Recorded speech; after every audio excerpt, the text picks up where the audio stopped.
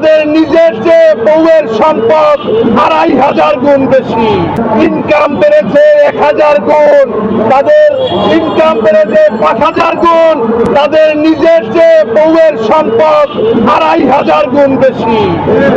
আমরা দেখেছি আমাদের নেতাদের বউ কোনো চাকরি করে না, কোনো পেশায় নাই, বাসায় গৃহিণী, কিন্তু তার স্বর্ণ আছে ৪০০ ভরি।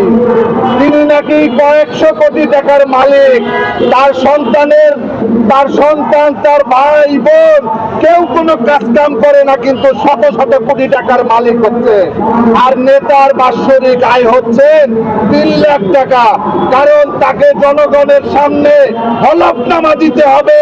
এজন্য তিনি তার ওই ইনকাম ট্যাক্সের ফাইলটিকে এমন ভাবে সুন্দর করে কেসি দিয়ে ছেটে সুন্দর করে রেখেছে যে নেতার চরিত্র ফুলের মতো পবিত্র। তিনি মাত্র ৩ লাখ টাকা আয় করেন।